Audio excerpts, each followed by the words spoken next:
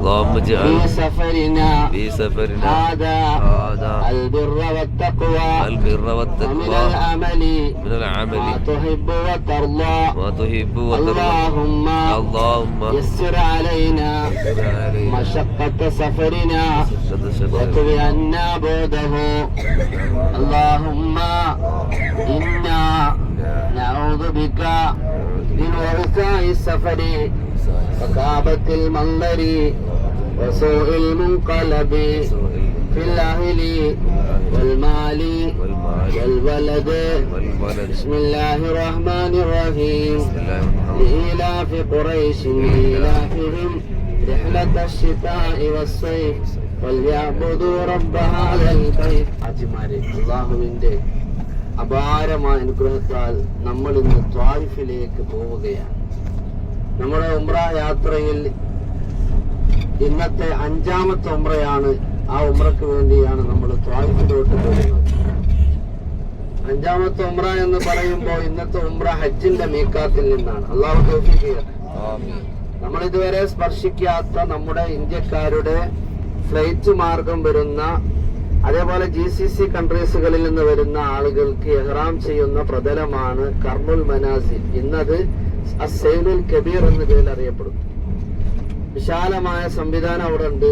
ഉംറയ്ക്ക് ഇഹ്റാം ചെയ്യുന്ന ആളുകൾക്ക്, ഹജ്ജിന് വരുന്ന ആളുകൾക്ക് സംവിധാനിച്ച സംവിധാനമാണ് കർമുൽ മനാസിലുള്ളത്.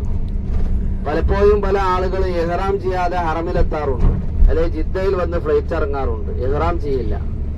ഒന്നാമത് അതിനെ കുറിച്ചുള്ള അവബോധം ഇല്ലാത്തത് കൊണ്ടാണ്. അങ്ങനെയുള്ള ആളുകളൊക്കെ ഈ മീഖാത്തിലേക്ക് മടങ്ങേണ്ടി വരും. ആയിഷ പള്ളിയിൽ പോയിട്ടോ ജാറാനയിൽ പോയിട്ടോ അല്ലെങ്കിൽ ഹുദൈബിയയിൽ പോയിട്ടോ ആ ഉംറ ശരിയാവില്ല അവർക്ക്. അല്ലെങ്കിൽ അവർ ഫിദിയ നൽകേണ്ടി വരും. മീഖാത്ത് വിട്ട് കടന്നു കഴിഞ്ഞാൽ അവർക്ക് ഫിദിയ വരും. ഒട്ടകത്തിന് അറുത്ത് കൊടുക്കേണ്ടി വരും, ആടിന് അറുത്ത് കൊടുക്കേണ്ടി വരും. ഇതാ നമ്മൾ കടന്നു പോകുന്നത് മസ്ജിദുൽ ബൈഅയുടെ അടുത്താണ് കേട്ടോ. ഇതാ നമ്മള് മിനായിലെ ടെന്റുകളാണ് ഈ കാണുന്നത്. മിനായിലെ ജംറാത്താണ് ഈ കാണുന്നത്. ഇതാ കല്ലെറിയുന്ന സ്ഥലം. നമ്മൾ ഇന്നലത്തെ യാത്രയിൽ കണ്ടു ജംറാത്തുകൾ. മിനയിൽ കല്ലെറിയുന്ന ജംറത്തുൽ ഊല, ജംറത്തുൽ വുസ്ത, ജംറത്തുൽ അഖബ, ഇങ്ങനെയുള്ള പിശാചിന്റെ പ്രതീകങ്ങളിൽ കല്ലെറിയുന്ന സ്ഥലമാണത്. ഇവിടെ മെട്രോ, ഇവിടുത്തെ ട്രെയിൻ ഓടുന്ന അതിന്റെ സ്റ്റേഷനൊക്കെ ഇവിടെ ഉണ്ട്. മസ്ജിദുൽ ബൈഅ 84ഓളം ആളുകൾ മദീനയിൽ നിന്ന് വന്ന് റസൂലുള്ളാഹിന്റെ കൈപിടിച്ച് ഇസ്ലാം ആശ്ലേഷിച്ച അതിപുരാതനമായ ഒരു പള്ളി ഇതിന്റെ പരിസരത്തുണ്ട്. നിരവധി അനവധി. ഇന്നിപ്പോ നമ്മൾ ഈ കാണുന്ന പോലെയല്ല. ഹജ്ജിന്റെ സമയത്ത് ഇവിടെ ജനനിബിഡമാണ്. പരിശുദ്ധമായ മിനയും അറഫയും മുസ്ദലിഫയും ഹജ്ജിന്റെ സമയത്ത് വന്ന് നിൽക്കാൻ അള്ളാഹു നമുക്ക് തൗഫീഖ് ചെയ്യട്ടെ. അള്ളാഹു നമുക്ക് തൗഫീഖ് ചെയ്യട്ടെ. ആമീൻ പറയും. നല്ല ക്ഷീണം എല്ലാവർക്കും ഉണ്ടാവും. നമ്മളെ ഉമ്മമാരൊക്കെ നല്ലൊരു വിധ ആളുകൾ ഹറമിലും അവരെ ഇബാദത്തുകളിലും ധന്യമാക്കുന്നവരാണ്. അള്ളാഹു അർഹമായ പ്രതിഫലം തരട്ടെ. 10,000 കോടിയുടെ പ്രതിഫലം ലഭിച്ചവരെ അള്ളാഹു നമ്മൾ ചേർക്കട്ടെ. ഇവിടെയുള്ള മനോഹരമായ കാഴ്ചയാണ്. ഈ ടെന്റ് പണ്ട് കത്തിയിരുന്നു. ഒരുപാട് ആളുകൾ മിനയിൽ വെന്ത് മരിച്ചിട്ടുണ്ടായിരുന്നു. എന്നാൽ ഇന്ന് ഈ ടെന്റിൽ അത്ര കൃത്യമായി സൗദി ഗവൺമെന്റ് പരിശോധിച്ച് പെട്രോളും മണ്ണെണ്ണയും ഡീസലും ഒക്കെ ഉപയോഗിച്ച് കത്തൂല എന്ന് ഉറപ്പുവരുത്തിയ ടെന്റുകളാണ്. ആ ടെന്റുകൾ ജർമ്മനി നിർമ്മിതമാണ്. ജർമ്മൻ നിർമ്മാണമാണ് ഇതിന്റെ. നോക്കൂ, നമ്മള് കടന്നു പോകുന്നത് ഹജ്ജിന്റെ വളരെ മഹത്തായ പ്രതലമാണ്. ഇന്നലെ നമ്മള് സയ്യിദുന ഇസ്മായിൽ അലൈഹിസ്സലാമിനെ വാപ്പ ഇബ്രാഹിം നബി ഒരു പരീക്ഷണത്തിന്റെ ഭാഗമായി അറുത്ത സ്ഥലം നമ്മൾ കണ്ടു. അറുക്കാൻ വേണ്ടി കിടത്തിയ സ്ഥലം നമ്മൾ കണ്ടു, മിനയുടെ തായ്വാരം. അൽഹംദുലില്ലാഹ്, മാഷാ അല്ലാഹ്. സല്ലല്ലാഹു അലാ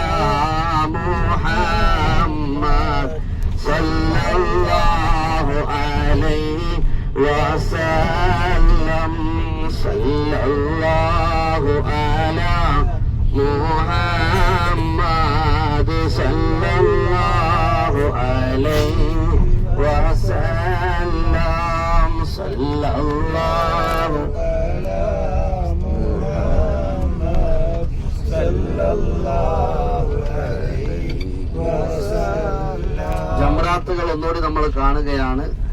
മിനയിലെ പല കാറ്റഗറിയിലുള്ള ടെന്റുകളാണ് കാണുന്നത്.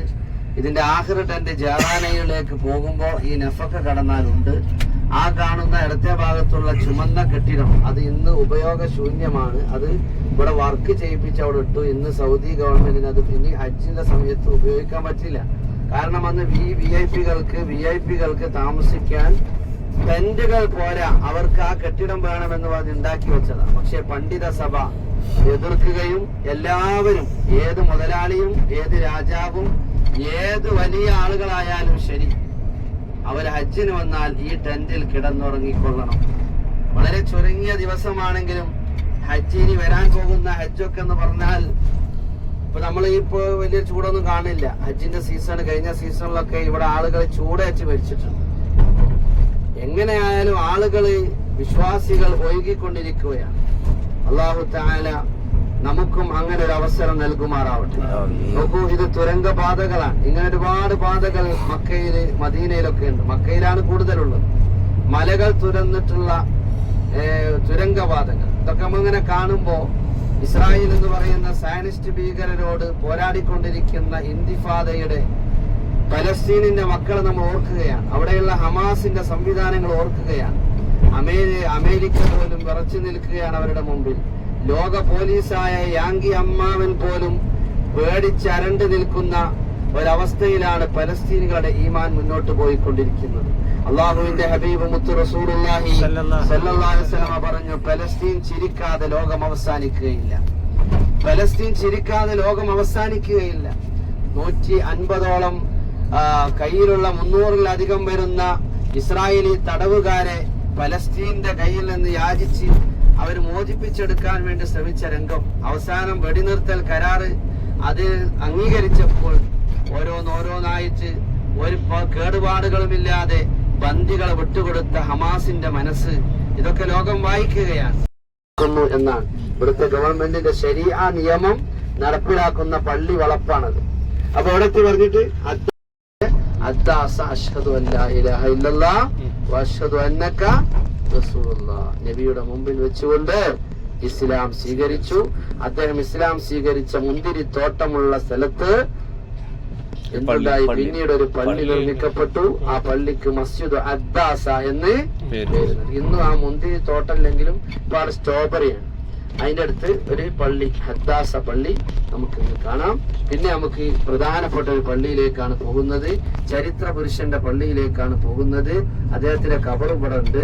ആരാണത്? സയ്യിദുന അബ്ദുല്ലാഹി ഇബ്നു അബ്ബാസ് റളിയല്ലാഹു. ആരാണ് ഇബ്നു അബ്ബാസ്? ആരംഭ റസൂലുള്ളാഹി സ്വല്ലല്ലാഹു അലൈഹി വസല്ലമയുടെ അരുമ ശിഷ്യനാണ്. ഇബ്നു അബ്ബാസ് തങ്ങൾ ആരാണെന്ന് ചോദിച്ചാൽ ആരംഭ റസൂലുള്ളാഹി സ്വല്ലല്ലാഹു അലൈഹി വസല്ലമയുടെ ശിഷ്യനാണ്. അവിടുത്തെ വാപ്പയുടെ അനുജനായ അബ്ബാസ് റളിയല്ലാഹു അൻഹു ഭാര്യ ഗർഭിണിയായപ്പോ റസൂലുള്ളാഹിന്റെ അടുത്ത് വന്നു, നബിയെ, എന്റെ പെണ്ണുങ്ങൾ ഗർഭിണിയാണ്, ഉമ്മുൽ ഫളിൽ ഹാമിൽ, എന്റെ ഭാര്യ ഗർഭിണിയാണ്, നിങ്ങളൊന്ന് ദ്വാരക്കണം. റസൂലുള്ളാഹി ദ്വാരുന്നു. ആ ദുആഇന്റെ ഫലമായി ലഭിച്ച കുസുമമാണ് സയ്യിദുനാ അബ്ദുല്ലാഹി ഇബ്നു അബ്ബാസ്. അദ്ദേഹം വളർന്ന് റസൂലുള്ളാഹിന്റെ അടുത്തേക്ക് കൊണ്ടുപോയി, വാപ്പിയും ഞങ്ങൾക്ക് ഈ കുട്ടി ഞങ്ങൾക്ക് തരികയാണ് നബി ആണ്. നബിന്റെ അടുത്തുകൊണ്ടേ ഏൽപ്പിച്ചു. നബി അവിടെ അല്ലാഹുമ്മ അല്ലിംഹുൽ കിതാബ്, അല്ലാഹുമ്മ അല്ലിംഹു തഅവീൽ. അല്ലാഹുവേ, ഈ കുട്ടിക്ക് ഖുർആനിന്റെ ആ അനശ്വരമായ ജ്ഞാനം അറിയിച്ചു കൊടുക്കണേ അല്ലാഹ്. നബി തങ്ങൾ അങ്ങോട്ട് ഈ കുട്ടിക്ക് എന്ത് പഠിപ്പിച്ചു കൊടുക്കണം? അല്ലാഹുമ്മ അല്ലിംഹുൽ ഖുർആൻ. ഇന്ന് ലോകത്തെ ഏറ്റവും വലിയ മുഫസ്സിറാണ് ആര്? തർജുമാനുൽ ഖുർആൻ റഈസുൽ മുഫസ്സിരീൻ ഇബ്നു അബ്ബാസ് റളിയല്ലാഹു അൻഹുവിന്റെ ഖബറുണ്ട്. അവരുടെ പേരുള്ള ലൈബ്രറി ഉണ്ട്. അവരന്ന് താമസിച്ചിരുന്ന വീടുണ്ട്. അവരുടെ കിണറുണ്ട്. അവരുടെ പേരിലുള്ള തായിഫിലെ പള്ളിയുണ്ട്. ഇവിടെ നിങ്ങൾ എന്താ ചെയ്യേണ്ടത്? ആരും ഉംറക്ക് വരാൻ ചെയ്യേണ്ട സ്ഥലമല്ല കേട്ടത്. അവിടെ നീയത്തൊന്നും ആരും വെക്കണ്ട. ഇവിടെ എന്താ ഉള്ളത് അറിയോ? ഇവിടെ പള്ളിയിൽ കയറുക, ലുഹ നിസ്കരിക്കുക. അപ്പൊ ഒരു സമയം കഴിഞ്ഞല്ലേ കൊടുത്തോ? ലുഹ നിസ്കരിക്കാനുള്ള ഒരു ലുഹ നിസ്കരിക്കുക, 2 റക്അത്ത് തഹിയ്യത്ത് നിസ്കരിക്കുക. എന്നിട്ട് എങ്ങോട്ട് പോകരുത്, ആ പള്ളി വളപ്പിൽ ഒരു സ്ഥലം കാണിച്ചു തരും, അവിടെ ഇരിക്കുക. വീട്ടിലത് തായിഫിലാണ്. ഇബ്നു അബ്ബാസ് റളിയല്ലാഹു അൻഹു റസൂലുള്ളാഹിയുടെ ശിഷ്യനായിട്ടുള്ള ഇബ്നു അബ്ബാസ് റളിയല്ലാഹു അൻഹു ആയിരക്കണക്കിന് ലക്ഷക്കണക്കിന് ഹദീസുകൾ റിപ്പോർട്ട് ചെയ്തിട്ടുള്ള വ്യക്തിയാണ്. അദ്ദേഹത്തിൻ്റെ മഖ്ബറ സിയാറത്ത് ചെയ്യാനാണ് കാര്യമായിട്ട് എത്തിയിട്ടുള്ളത്. ഇൻഷാ അല്ലാഹ് നിങ്ങളുടെ യാത്രയിലാണ്.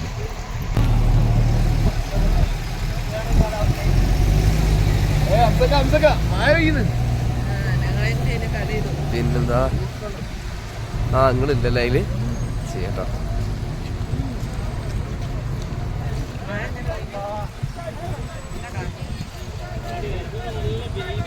ഇവിടെ വന്നപ്പോ ഒരു വ്യത്യസ്തമായ ഒരു കാലാവസ്ഥയാണ്. മഴ ചാറിക്കൊണ്ടിരിക്കുന്നുണ്ട്. ഒക്കെ ആളുകൾ സിയാറത്ത് കഴിഞ്ഞിട്ട്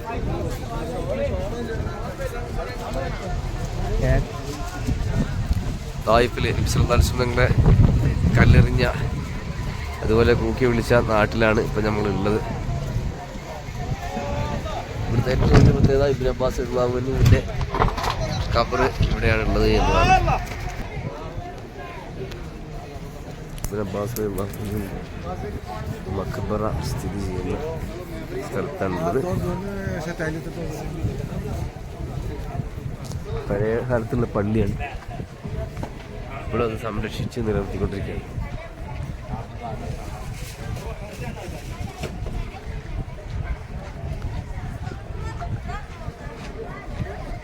ഞങ്ങള് ഉംറയുടെ ഭാഗമായുള്ള അവസാനത്തെ സന്ദർശനമാണ് തായിഫ്. ഇൻഷാ അല്ലാഹ് ഇവിടെ ഇനി ഞങ്ങൾക്ക് ഒന്ന് സിയാറത്ത് ചെയ്യേണ്ടതായിട്ടുണ്ട്. വിശാലമായിട്ടുള്ള പള്ളിയല്ല, തായിഫിലെ ഏറ്റവും വലിയ പള്ളിയായിരിക്കും തോന്നുന്നത്. ഒരുപാട് കവാടങ്ങളുള്ള ഒരു പള്ളിയാണ്. ഇൻഷാ അല്ലാഹ് ഇവിടെ 2 റക്അത്ത് തഹിയ്യത്തും ദുഹാനമസ്കാരവും നിർവഹിക്കാൻ പോവുകയാണ്. ഈ പള്ളിയുടെ പേര് മസ്ജിദു അബ്ദുല്ലാഹിബ്നു അബ്ബാസ്, അവരെ പേരിലുള്ള പള്ളിയാണ്. ഇതിന് തന്നെ 100-ലേറെ വർഷം പഴക്കമുണ്ട്. മനസ്സിലായില്ലേ? അതിപുരാതനമായ അദ്ദേഹത്തിൻ്റെ വീടും ഒരു കിണറും അദ്ദേഹം ദർസ് നടത്തിയ സ്ഥലവും ഈ കെട്ടിടത്തിൻ്റെ ബാക്ക് സൈഡിലാണ്. അത് നമ്മൾ പോകുമ്പോൾ ഇങ്ങനെ യൂട്ടേൺ ചെയ്യുമ്പോൾ കാണും. മഹാനായ അബ്ദുല്ലാഹിബ്നു അബ്ബാസ് തങ്ങൾ കിടക്കുന്നത് ഈ മക്ബറയിലാണ്. ഇതിനുള്ളിൽ ഇത് മക്ബറയാണ്. ലോകത്തെ ഏറ്റവും വലിയ മുഫസ്സിർ, ഖുർആൻ വ്യാഖ്യാതാവ് എന്നറിയപ്പെടുന്ന ആളാണ് ഇബ്നു അബ്ബാസ് തങ്ങൾ. റസൂലുള്ളാഹി സ്വല്ലല്ലാഹു അലൈഹി വസല്ലം ദുആ ചെയ്തു അല്ലേ, അല്ലാഹുമ്മ അല്ലിംഹുൽ കിതാബ്. നമ്മൾ ലൈലത്തുൽ ഖദറിന്റെ മാസമാണിത്. അള്ളാഹു നമുക്ക് തരട്ടെ. ലൈലത്തുൽ ഖദർ 27 രാവിലാണ് എന്ന് കട്ടൻട്രിയായി പറഞ്ഞ മഹാനാണ് സയ്യിദുന അബ്ദുല്ലാഹി ഇബ്നു അബ്ബാസ്. അതിന് അദ്ദേഹം ഖുർആനിലെ ചില തെളിവുകളാണ് അദ്ദേഹം പറഞ്ഞത്. ഇന്നാ അൻസൽനാഹു ഫീ ലൈലത്തുൽ ഖദർ വമാ അദ്റാക മാ. അവിടെ എത്ര ലൈലത്തുൽ ഖദർ ഉണ്ട് നോക്കിയാണ് നിങ്ങൾ. ഇന്നാ അൻസൽനാഹു ഫീ ലൈലത്തുൽ ഖദർ 1, വമാ അദ്റാക മാ ലൈലത്തുൽ ഖദർ അവിടെ എത്ര ഉണ്ട്? 2. പിന്നെ ലൈലത്തുൽ ഖദരി അവിടെ 3 ലൈലത്തുൽ ഖദർ. ആ ഓരോ ലൈലത്തുൽ ഖദറിലും എന്താണുള്ളത്? 9 അക്ഷരങ്ങളാണ് ഒരു ലൈലത്തുൽ ഖദർ എന്നുള്ള വാക്കിലുള്ളത്. 3 9 എത്ര? 27. ആ കണക്ക് പ്രകാരം 27 രാവാണ് ലൈലത്തുൽ ഖദർ എന്ന് കാൽക്കുലേഷൻ ചെയ്ത് ആധികാരികമായി പറഞ്ഞ പണ്ഡിതനാണ് റസൂലുള്ളാഹിന്റെ അരുമ ശിഷ്യനായ നബിയിൽ നിന്ന് ധാരാളം ഹദീസ് റിപ്പോർട്ട് ചെയ്ത മഹാൻ. ഈ മഹാൻ വഫാത്തായ സമയത്ത് അദ്ദേഹത്തിന്റെ ദേഹം വിട്ടുപിരിയാതെ ഒരു പക്ഷി വന്നു നിൽക്കുന്നു. കഫംപുടയിൽ പക്ഷി ഇറങ്ങി നിൽക്കുന്നു. ഒരു നിലക്കും പിരിഞ്ഞു പോണില്ല. അത്രമാത്രം ആ പക്ഷിക്ക് മഹാനവറുകളോട് അഭേദ്യമായ സ്നേഹബന്ധമുണ്ടായിരുന്നു. ആ കഫംപുട പിരിഞ്ഞു പോകാതെ നിൽക്കുക. അങ്ങനെ ആ പക്ഷിയെ കൂടെ മറവ് ചെയ്തു തരുന്നു. അങ്ങനെയുള്ള മഹാനായ സയ്യിദുന അബ്ദുല്ലാഹി ഇബ്നു അബ്ബാസ് റളിയല്ലാഹു അൻഹു. അബ്ദുല്ലാഹി അബ്ബാസ് എന്ന് പറഞ്ഞാൽ സ്വഹാബിയാണ്. നമ്മളെ നാട്ടിൽ നിന്ന് പല മക്ബറയും സിയാറത്തിന് പോയുണ്ട്. അജ്മീർ പോകാറുണ്ട്, മമ്പുറം പോകാറുണ്ട്, മടവൂര് പോകാറുണ്ട്, ഏർവാടി പോകാറുണ്ട്, ഒക്കെ പോകാറുണ്ട്. അവരെക്കാളൊക്കെ നമ്മളവിടെയൊക്കെ താല്പര്യപൂർവ്വം പോകണം. എന്നാൽ അവരെക്കാളൊക്കെ വലിയ പോരിശുള്ള ആളാണ് ഇവിടെ കിടക്കുന്നത്. കാരണം എന്താ? റസൂലുള്ളാഹിന്റെ സ്വഹാബിയാണ്. ആരാണ് സ്വഹാബി? സ്വഹാബി എന്ന് പറഞ്ഞാൽ എന്താ? റസൂലുള്ളാഹിനെ കൊണ്ട് വിശ്വസിക്കുകയും നബിയുടെ സദസ്സിൽ കുറച്ചു നേരം ഇരിക്കുകയും നബിയുടെ കൂടെ ചേർന്ന് മുഅ്മിനായ ആൾക്ക് പറയുന്ന പേരാണെന്ത്? സ്വഹാബി. ആ സ്വഹാബികളെ കുറിച്ച് റസൂലുള്ളാഹി പറഞ്ഞെന്താ? സ്വഹാബി കന്നുജൂമി ഫബിഅയ്യിഹിം ഇഖ്തദൈതും ഇഖ്തദൈ. എൻ്റെ സ്വഹാബത്ത് നക്ഷത്രത്തെ പോലെയാണ്. അവരിൽ ആരെ നിങ്ങൾ പിൻപറ്റിയോ നിങ്ങൾ നേർമാർഗത്തിലാണ്. ഇബ്നു അബ്ബാസ് തങ്ങളെ നമ്മൾ ഏത് വിഷയത്തിനും ഫോളോ അപ്പ് ചെയ്യേണ്ടി വരും. കാരണം ലോകത്തെ ഏറ്റവും വലിയ ഖുർആൻ മുഫസ്സിറാണ് ആര്? അദ്ദേഹം പറഞ്ഞതിന് പിന്നെ മറ്റൊരു വാക്ക് പറഞ്ഞു. അപ്പം അങ്ങനത്തെ മനുഷ്യൻ മഹാന്റെ അടുത്താണ് നമ്മൾ എത്തിയത്. അള്ളാഹു നമ്മളെ കാര്യങ്ങളൊക്കെ പൂർത്തിയാക്കി റാഹത്താക്കി തരാൻ ഈ മക്ബറ ഒരു കാരണമാണ്, ഒരു സബബാണ്. രണ്ടാമത് നമുക്ക് ഇനി കാണാനുള്ളത് ഇവിടെ കുറച്ച് അപ്പുറത്ത് മഴ അല്ലെങ്കിൽ നമുക്കവിടെ പോകാം, അല്ലെങ്കിൽ നമ്മൾ ബസ് കയറാം. മഴ നല്ലോണം പെയ്യാനായിട്ട് പോകാൻ പറ്റില്ല. നമ്മളെ നാട്ടുകാരനായ കാക്കത്തറക്കൽ ഉമറുൽ ഖാദി. ഉമർ ഖാദിയെ പരിചയം ഉണ്ടോ? കേട്ടിട്ടുണ്ട്. കണ്ടിട്ടുണ്ടാവില്ല, ഏതായാലും കേട്ടിട്ടില്ലേ? എവിടെയാണ് ഉമർ ഖാദി കിടക്കുന്നത്? പൊന്നാനിക്കടുത്തുള്ള വെളിയങ്കോട് അല്ലേ? വൈദേശികാധിപത്യത്തിനെതിരെ സമരം നടത്തിയ മഹാനാണ് ആര്? നികുതി നിഷേധ പ്രസ്ഥാനം ഉണ്ടാക്കിയ ആളാണ് അല്ലേ? എന്റെ പൊക്കിൽ കൂടെ കൊടി പിറന്ന മണ്ണിന് ഞാൻ നികുതി കൊടുക്കില്ല എന്ന് ബ്രിട്ടീഷ് അധികാരികളുടെ മുഖത്ത് നോക്കി പള്ളിയുടെ മെഹ്റാബിൽ നിന്ന് സംസാരിച്ച മഹാനാണ് ഉമർ. നിമിഷ കവിയാണ്. ഒരു തീവണ്ടി ഇങ്ങനെ പോകാൻ അതിനെ കുറിച്ച് പാട്ടുണ്ടാവും. അങ്ങനെ നിമിഷ കവിയും ആലിമുമായ മഹാനായ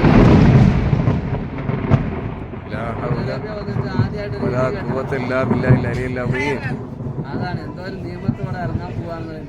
ഇത് ത്വായിഫാറിന് ഏകദേശം ഒരു ഊട്ടി ക്ലൈമറ്റ് ഉണ്ടാവും, ഇടക്കിടക്ക് ഇങ്ങനെ തണുപ്പുണ്ടാവും. അപ്പൊ ഏതായാലും വല്ലാതെ പൊട്ടലിനും നമ്മൾ പോവല്ലേ. അൽ-ഫാത്തിഹ. ഇതാണ് മക്ബറ. അൽഹംദുലില്ലാഹി റബ്ബിൽ ആലമീൻ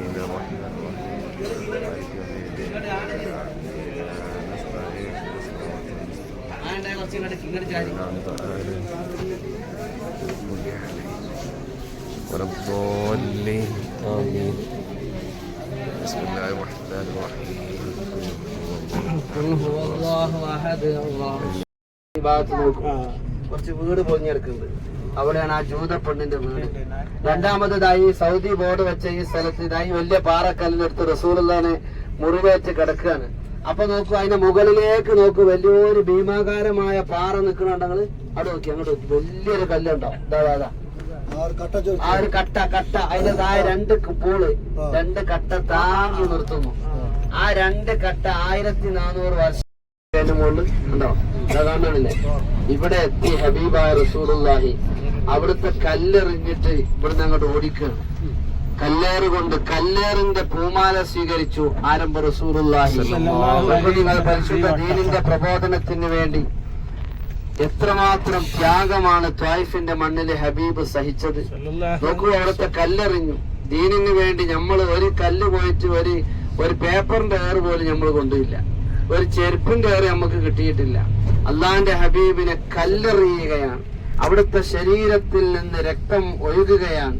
ഹബീബായ മുത്തു റസൂലുള്ളാഹി സ്വല്ലല്ലാഹു അലൈഹി വസല്ലമ ഓടി ഏറുകൊണ്ട് പൊന്നാര നബി ത്വായിഫിന്റെ മണലാരുണ്യത്തിലൂടെ ഓടുമ്പോ ഇതാ വരുന്നു മുഹമ്മദ് എന്ന് പറഞ്ഞിട്ട് കാണിച്ചു കൊടുത്ത ഒരു പെണ്ണുണ്ട്, ഒരു ജൂത പെണ്ണ്. അയാളെ പിടിക്കൂന്ന് പറഞ്ഞിട്ട് റസൂലുള്ളാഹിന്റെ ആ ഓട്ടവും യാത്രയും കാണിച്ചു കൊടുത്തൊരു ജൂത പെണ്ണിന്റെ വീടിന്ന് തകർന്നു കിടക്കുന്ന ഒരു രംഗം അവിടെയുണ്ട്. ഈ യാത്രയിലാണ് മസ്ജിദ് അദ്ദാസ നമുക്ക് കാണുക. നോക്കൂ, അടുത്ത് നമ്മൾ കാണാൻ പോകുന്നത് ലോകത്ത് മിനാര സംസ്കാരം, പള്ളിക്ക് മിനാരം വെച്ച് പിടിപ്പിക്കാൻ തുടങ്ങിയത് ഈ പള്ളിയെ അവലംബമാക്കിയിട്ടാണ്. ഈ പള്ളിയുടെ പേര് മസ്ജിദ് അലി എന്ന. നോക്കൂ, അതിപുരാതനമായ ഒരു പള്ളി ഇടത്തെ ഭാഗത്ത് സയ്യിദുന അലിയാരി തങ്ങൾ നിസ്കരിച്ച അവരുടെ പേരിലുള്ള മുത്തുനബി സല്ലല്ലാഹു അലൈഹി വസല്ലമയുടെ പാദസ്പർശമേറ്റ സ്ഥലത്ത് നിർമ്മിക്കപ്പെട്ട അതിപുരാതനമായ ഒരു പള്ളിയാണ് നിങ്ങൾ കണ്ടുകൊണ്ടിരിക്കുന്നത്.